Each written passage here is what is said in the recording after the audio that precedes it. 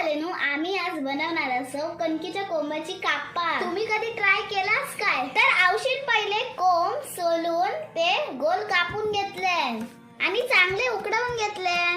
चांगले उकडवून घेतल्याच्या नंतर एका भांड्यात काढून घेतले आणि त्याच्यात चवीनुसार मीठ, हळद आणि मस्त एक झणझणीत मसालो आणि त्याच्यानंतर त्याच्यात आगुळ पण टाकले आणि त्यांचं चांगलं मिश्रण केले.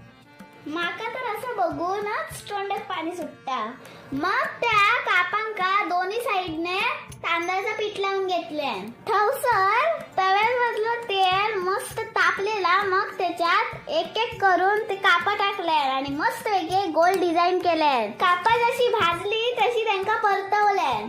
बघा आता दिसता ना, कापा एकदम अशी क्रंची झाली असत. तर गाववाल्यानं अशा प्रकारे कापा एकदम सुंदर झालेली आणि